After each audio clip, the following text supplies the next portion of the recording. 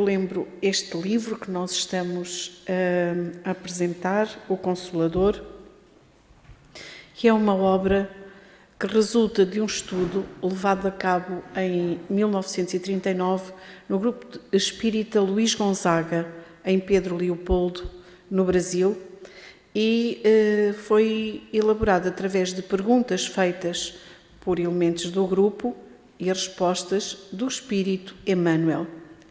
As questões foram muitas, as mais diversas, tanto sobre diversos assuntos, e depois de todo este trabalho de estudo, o autor espiritual selecionou as questões, deu-lhes uma ordem, catalogou-as em cada assunto particularizado e eis que saiu o novo livro. Portanto, quem fez a organização do livro e dispôs os assuntos, tal como eles aparecem, foi Emmanuel.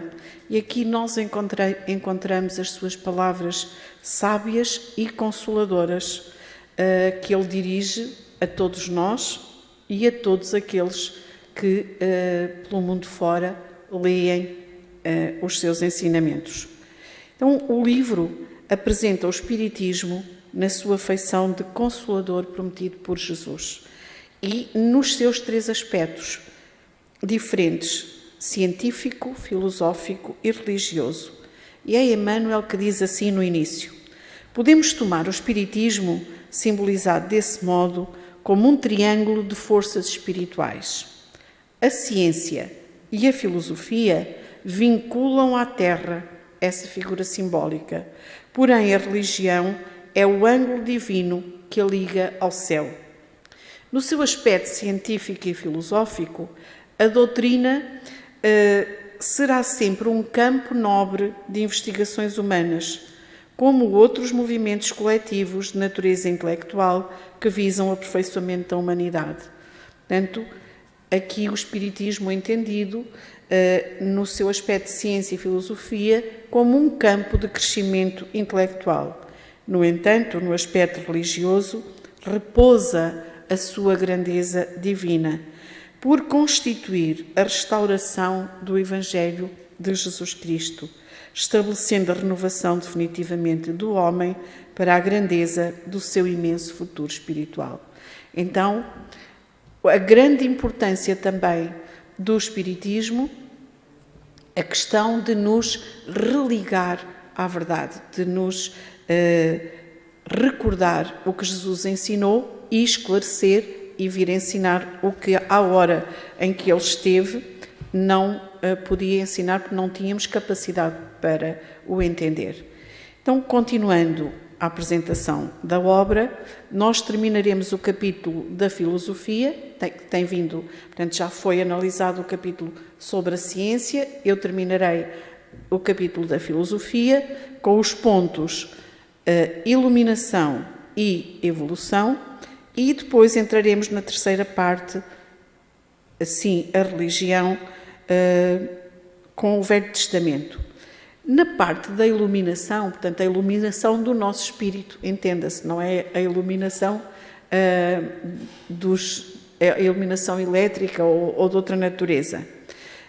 Emmanuel vai analisar a necessidade da iluminação, o trabalho que é suposto fazermos para adquirirmos e a realização. No capítulo da evolução, ele vai nos chamar a atenção para a dor, para a aprovação e para a virtude, porque sabemos que ainda a dor e as provações são a grande matéria da nossa evolução e também a virtude que vamos adquirindo. No aspecto, na terceira parte da religião, vamos analisar o Velho Testamento e falar da revelação, da lei e dos profetas. Então, no capítulo Iluminação, fala da necessidade. A necessidade imediata do Espiritismo não é, de modo algum, a propaganda doutrinária para haver muitos prosélitos.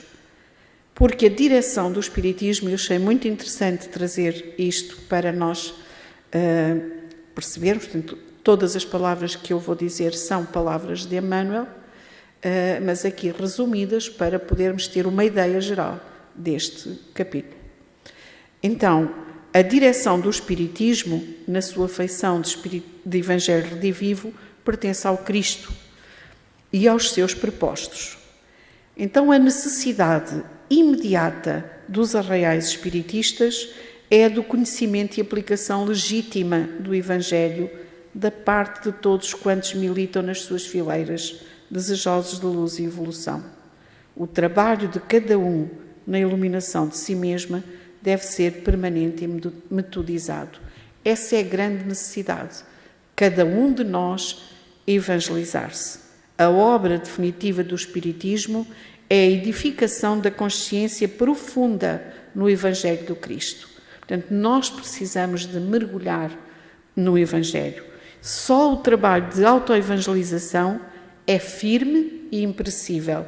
Só o esforço individual no Evangelho de Jesus pode iluminar, engrandecer e redimir o espírito. Os espiritistas sinceros devem compreender que não basta acreditar no fenómeno ou na veracidade da comunicação com o além para os seus sagrados deveres estarem totalmente cumpridos, pois a obrigação primordial e a necessidade primordial é o esforço, o amor ao trabalho, a serenidade nas provas da vida, o sacrifício de si mesmo, de modo a entender plenamente a exemplificação do Cristo. A razão humana nós sabemos que já se elevou muito, e Emmanuel fala da Europa. Elevou-se de uma forma extraordinária, mas todavia, e ainda na hora anterior nós vimos, desenvolvermos-nos intelectualmente não significa que estejamos a progredir harmoniosamente, porque nós sabemos que nos desenvolvemos intelectualmente e, todavia, de forma desequilibrada pela ausência do sentimento que ressuscita, e nós vemos como isso é verdade, a selvageria e o crime, embora dizermos que somos civilizados. Reconhecemos, pois, que na atualidade do orbe, na atualidade da Terra, toda a iluminação do homem há de nascer, antes de tudo, do sentimento e não da razão. Temos que ser tocados no nosso coração. Quando a sinceridade e a boa vontade se irmanam dentro do coração, faz-se no santuário íntimo a luz espiritual para a sublime compreensão da verdade. Esse é o chamado toque da alma. Então, todos nós vamos sendo tocados na nossa alma. A existência na Terra é um aprendizado excelente e constante, e não há idade para o serviço de iluminação espiritual. Muitas vezes dizemos, já estou velho, já não estou para essas coisas, não há idade. Ou então dizer, ele ainda é muito novo, não compreende. Não há idade. Nós sabemos que temos esta ou aquela idade terrena, mas já somos espíritos de muito longa data. No que diz respeito ao trabalho, diz-nos Emmanuel, a providência divina movimentou todos os recursos indispensáveis ao progresso material do homem físico na Terra. Mas o Evangelho de Jesus é a dádiva suprema do céu para a redenção do homem espiritual, em marcha para o amor e sabedoria universais. Jesus é o modelo supremo e o Evangelho é o roteiro para a ascensão de todos os espíritos em luta. De sua aplicação decorre a luz do Espírito. Então, a nossa evolução depende do conhecimento e da prática do Evangelho. Trabalhai sempre. Essa é a lei para vós outros e para nós, que já nos afastamos do âmbito limitado do círculo carnal. Então, aqui, Emmanuel a dizer-nos, aqui e lá, o trabalho é constante. Esforcemo-nos constantemente. A palavra do guia é amiga e agradável, mas o trabalho de iluminação pertence a cada um, porque nós muitas vezes ficamos à espera que os nossos guias, os nossos anjos da guarda, os mentores amigos façam por nós, trabalhem por nós. Não é assim. Na solução dos nossos problemas, nunca esperemos pelos outros. A alma, aqui ou olhures, receberá sempre, de acordo com o trabalho da edificação de si mesma. Trabalhamos muito, esforçamo-nos, teremos a recompensa. Não o fazemos? Também. É o próprio Espírito que inventa o seu inferno ou cria as belezas do seu céu. Uma encarnação é como um dia de trabalho. Interessante, não é? Passa no instante, eu falo já por mim, que no instante cheguei aqui, não é? Então, faz-se indispensável que os dias de observação e de esforço se sucedam uns aos outros. Precisamos de várias encarnações para podermos trabalhar. O trabalho de iluminação da nossa própria alma é esforço individual que deve começar com o autodomínio, com a disciplina de sentimentos egoísticos e inferiores, com o trabalho silencioso da criatura por exterminar as próprias paixões. Temos que ser nós a trabalhar em nós. E sobre a realização, ele nos diz, como nos tempos mais recuados das civilizações mortas, temos de reafirmar que a maior necessidade da criatura humana ainda é a do conhecimento de si mesma. Nós ainda temos muito para andar, para nos descobrir.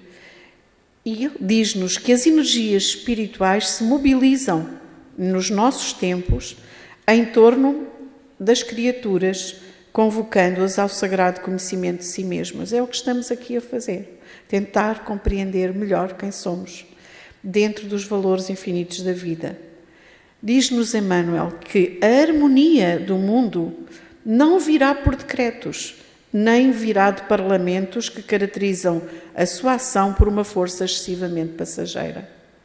O homem que se ilumina, portanto, o homem que realiza a sua iluminação, conquista a ordem e a harmonia para si mesmo. Para que as coletividades se iluminem também, faz-se imprescindível que todos os elementos, que todos os homens compreendam também os sagrados deveres da autoiluminação. E em se tratando de iluminação espiritual, não existe fonte alguma, além da exemplificação de Jesus no seu Evangelho de verdade e vida. Portanto, nós podemos correr, saltar, fugir de encarar esta verdade, mas temos que conhecer o Evangelho, conhecer a vida de Jesus e trazê-la como nós somos capazes, a par e passo, com esforço, para a nossa vida. O Espiritismo sem Evangelho pode alcançar as melhores expressões de nobreza, mas não passará de atividade destinada a modificar-se ou desaparecer. E para doutrinar, basta conhecer intelectualmente os postulados do Espiritismo, mas para evangelizar é necessário a luz do amor no íntimo. Então, somente agora, reparem o que ele nos diz. A criatura terrestre se prepara para o conhecimento próprio através da dor. Nós ainda escolhemos a dor como caminho para cairmos em nós, a nossa alma ser tocada e nos conhecermos. Portanto, a evangelização da alma coletiva para a nova era de concórdia e de fraternidade somente poderá efetuar-se de modo geral no terceiro milénio. Portanto, estamos neste processo de nos tocarmos um a um e nos contagiarmos a todos. Então, no capítulo da evolução, Emmanuel começa por falar da dor. Podemos classificar o sofrimento do espírito como a dor-realidade, que é o sofrimento do espírito como a dor-realidade, e o tormento físico de qualquer natureza como a dor-ilusão. Portanto, ele separa estes dois tipos de dor. Dor-realidade, a do espírito. Dor-ilusão, a do corpo. E explica: toda a dor física é um fenómeno, enquanto que a dor moral é a essência. A primeira, do corpo, vem e passa, ainda que se faça acompanhar das transições da morte, quando os órgãos entram em falência. mas só a dor espiritual é bastante grande e profunda para promover o luminoso trabalho do aperfeiçoamento e da redenção. Portanto, é como se ele aqui nos estivesse a dizer que só quando tocados, de facto, na profundidade da nossa alma, é que nós, muitas vezes, encetamos mudanças. No trabalho da nossa redenção individual ou coletiva, a dor é sempre o elemento amigo e indispensável. E a redenção de um espírito encarnado na Terra consiste no resgate de todas as dívidas com a consequente aquisição de valores morais. À medida que vamos atravessando as dores, pagando as dívidas, vamos também alcançando os valores morais. Todas as entidades espirituais encarnadas no orbe terrestre são espíritos que se resgatam ou aprendem na experiência humana, após as quedas no passado.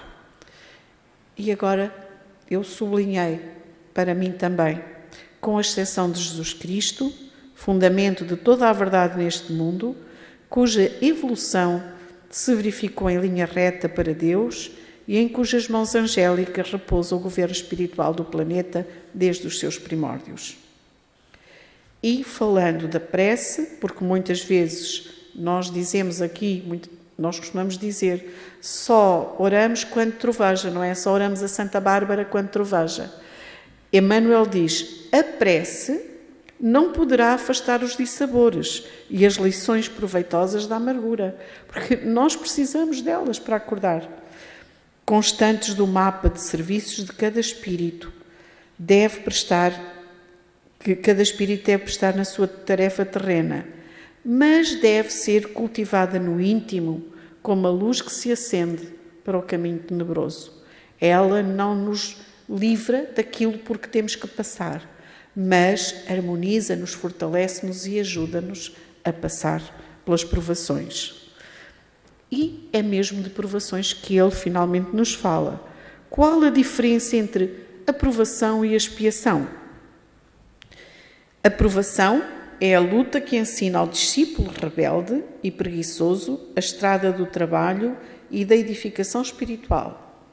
A expiação é a pena imposta ao malfeitor que comete um crime.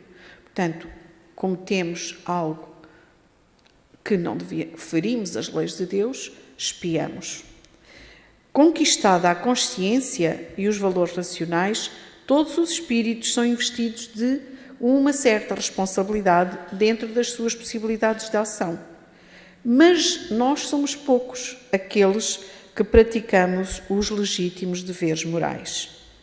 E caímos pelo orgulho, pela vaidade, pela ambição ou pelo egoísmo, quebrando a harmonia divina pela primeira vez e penetrando em experiências penosas a fim de restabelecer o equilíbrio de sua existência. Caímos uma vez, caímos segunda vez, vamos repetindo até depois cair em nós.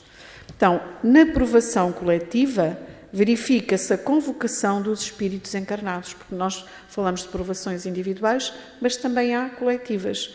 E ele diz-nos que verifica-se a convocação dos espíritos encarnados, participantes do mesmo débito, com referência ao passado delituoso e obscuro.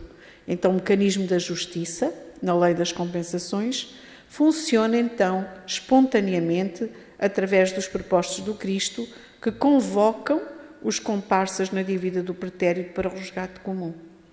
E ouvimos aqui várias vezes falar do incêndio no circo no Rio de Janeiro, não no Rio de Janeiro, na cidade,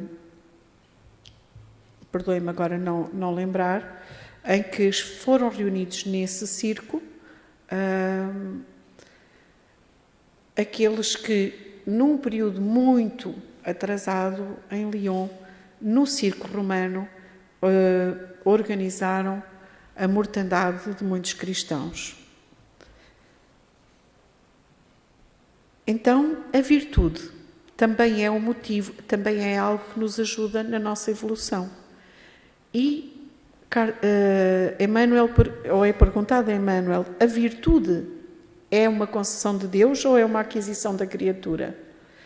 E ele responde, a dor, a luta, e a experiência constituem uma oportunidade sagrada concedida por Deus às suas criaturas em todos os tempos. Mas a virtude é sempre sublime e morredora aquisição do espírito nas estradas da vida, incorporada eternamente aos seus valores, conquistados pelo trabalho no esforço próprio.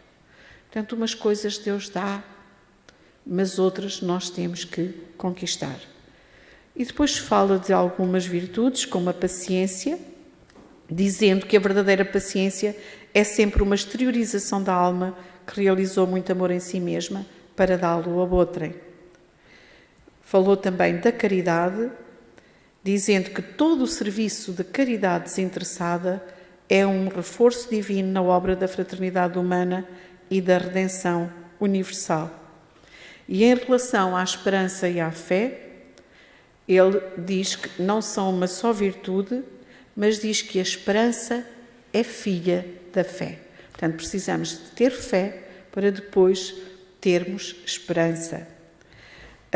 Ainda sobre o título de discípulo, nós queremos seguir a Jesus, portanto, somos seus discípulos.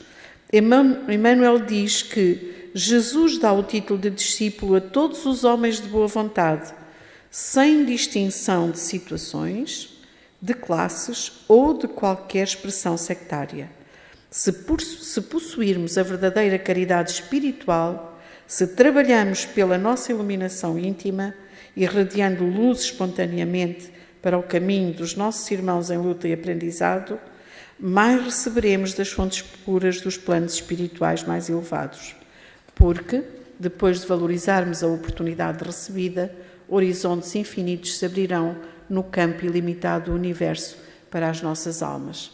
Isto para nos explicar que, quanto mais damos, mais recebemos. E aquele que nada tem, até tem pouco, até esse pouco lhe será tirado se ele não souber utilizar. E na terceira parte, que é a religião, há uma questão muito interessante para nós percebermos, em face da ciência e da filosofia, como interpretar a religião nas atividades da vida. E é muito bonita a forma como Emmanuel nos responde. Religião é o sentimento divino, cujas exteriorizações são sempre o amor nas expressões mais sublimes. Enquanto a ciência e a filosofia operam o trabalho da experimentação e do raciocínio, a religião edifica e ilumina os sentimentos. As primeiras se irmanam na sabedoria, a segunda personifica o amor, as duas asas divinas com que a alma humana penetrará um dia nos pórticos sagrados da espiritualidade. Ora, nós temos na nossa cultura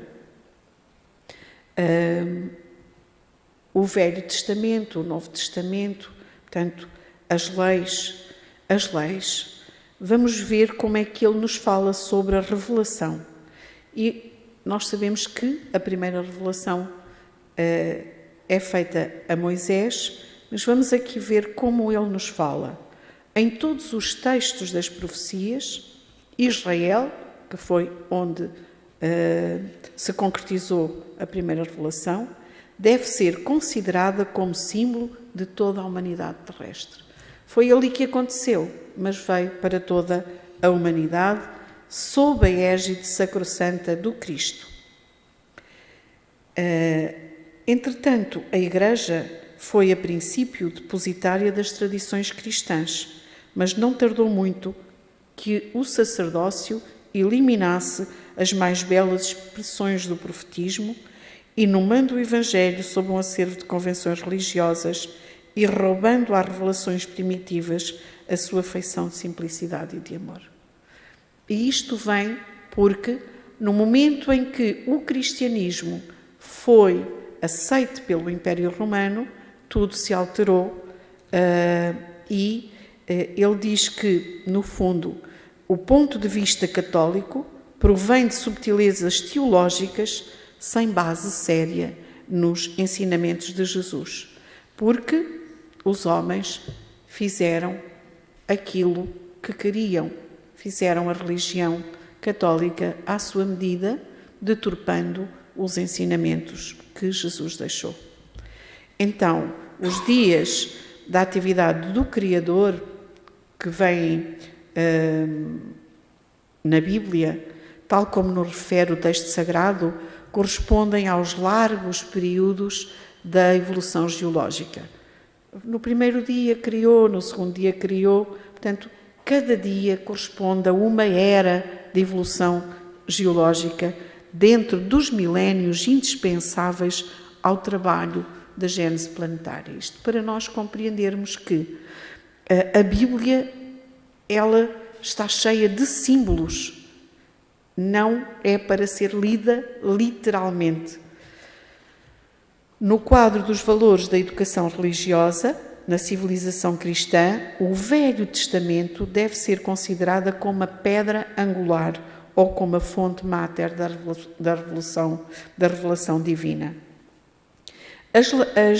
No que diz respeito à lei, ele vai nos dizer que as seitas religiosas, por ação dos seus sacerdotes, procuraram mudar os textos sagrados. No entanto, apesar disto, os 10 mandamentos transmitidos à terra por intermédio de Moisés voltam sempre a ressurgir na sua pureza primitiva. E isto acontece, e os 10 mandamentos são a base de todo o direito no mundo, sustentáculo de todos os códigos de justiça terrestre. Os 10 mandamentos recebidos por Moisés, base de todo o direito no mundo, sustentáculo de todos os códigos de justiça terrestre. E sobre Moisés, ele ajuda-nos a pensar que é inconcebível que o grande missionário dos judeus e da humanidade pudesse ouvir o Espírito de Deus, mas que nós agora já estamos habilitados a compreender que a lei, ou a base da lei nos 10 mandamentos, lhe foi ditada por emissários de Jesus. Porquanto todos os movimentos da evolução material e espiritual da Terra se processaram, como até hoje se processam, sob a égide de Jesus. O profeta de Israel deu à Terra as bases da lei divina e imutável, mas não toda a lei, integral e definitiva. E somos obrigados a reconhecer, diz Emmanuel, que os homens receberão sempre as revelações divinas de conformidade com a sua posição evolutiva. Recebemos Moisés, recebemos Jesus, recebemos o Espiritismo. Estamos hoje iguais ao tempo de Moisés? Não. Então vamos recebendo as revelações consoante o nosso nível evolutivo. A época de Moisés, e isto porque Emmanuel é questionado sobre a proibição de evocar os mortos, a época de Moisés não comportava as indagações do invisível, porquanto o comércio com os desencarnados se faria com o material humano excessivamente grosseiro e inferior. Então, é por isso, é porque os homens eram muito rudes e convocavam e evocavam os desencarnados a todo o momento, que Moisés proíbe a sua evocação. E, finalmente, os profetas. Todos os documentos religiosos da Bíblia se identificam entre si, no todo, desde a primeira revelação com Moisés. E isto acontece de modo a despertar no homem as verdadeiras noções do seu dever para com os semelhantes e para com Deus. Nos textos sagrados das fontes divinas do cristianismo, as previsões, isto também é muito interessante, nós aqui aprendemos que Jesus é o governador da Terra. Jesus está com a Terra desde a sua formação. Jesus foi quem orientou os engenheiros, os arquitetos, os trabalhadores siderais. Então, reparem, os profetas foram enviados por Jesus, foram seus emissários. As previsões e as predições se efetuaram sob a ação direta do Senhor. Quantas vezes Ele disse: é preciso que eu cumpra as Escrituras, é preciso que se cumpra. Só Jesus poderia conhecer bastante os corações, as fraquezas e as necessidades dos seus rebeldes tutelados. Como missionários do Senhor, os profetas antigos eram também chamados à iluminação sementeira. Portanto, eles vinham semear, mas vinham trabalhar na sua própria iluminação. E Emmanuel fala de Sakyamuni, Confúcio, Sócrates, foram profetas do Senhor na sua gloriosa preparação, para Ele vir. Os antigos profetas de Israel nunca se caracterizaram por qualquer expressão de servilismo às convenções sociais e aos interesses económicos. Os sacerdotes, sim, mas os profetas, não. Em tempo algum, as coletividades humanas deixaram de receber a sublime cooperação dos enviados do Senhor na solução dos grandes problemas do porvir. E Emmanuel lembra-nos que os profetas de Jesus, isto é, as poderosas organizações espirituais dos planos superiores, têm estado convosco incessantemente. E os novos enviados não precisarão de dizer o que já se encontra escrito em matéria de revelação religiosa. Olhem o que ele diz. Agem nos setores da ciência, da filosofia, da literatura e da arte, levantando-vos o pensamento abatido para as maravilhosas construções espirituais do porvir. E diz uma coisa muito interessante. Os profetas de hoje já não encontram o deserto, nem têm que comer gafanhotos e mel selvagem, mas ainda são obrigados a viver no deserto das cidades tumultuosas, entre corações indiferentes e incompreensíveis, cercados pela ingratidão e pela zombaria dos contemporâneos, que muitas vezes lhes impõem o pelourinho e o sacrifício. Quantas vezes, não é? Os que levam a palavra, o ensinamento, o conselho. Assim lhes acontece. Só que o amor de Jesus, que vive nesses corações e já está nele enraizado, ajuda a que aquele que vem em missão passe cumprindo o seu trabalho.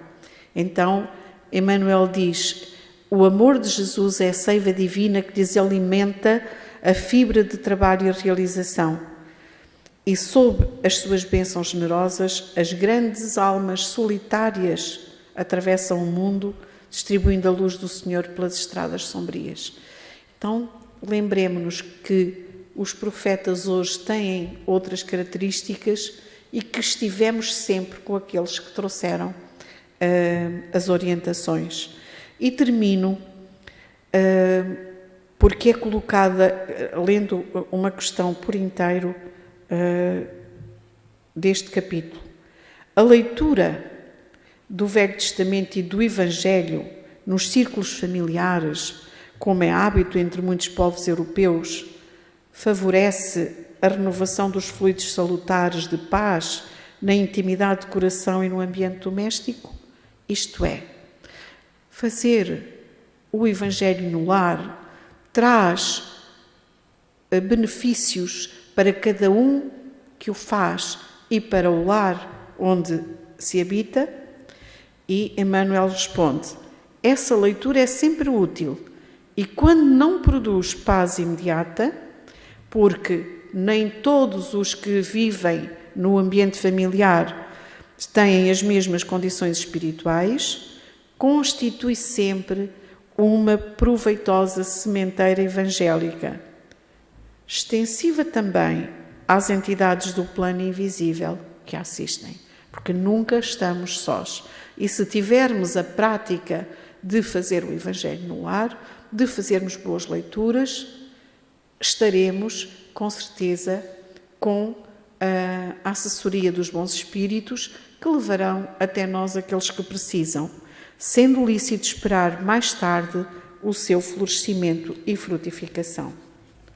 Então, este é o resumo possível neste tempo das maravilhosas orientações que Emmanuel nos traz neste livro, que fiquem vós à vontade de ler, ou o livro físico, ou pesquisando na internet, porque sempre o encontraremos e ele nos responde a estas questões dentro do tríplice aspecto do Espiritismo: a ciência, a filosofia e a religião. Pela vossa atenção, a nossa gratidão.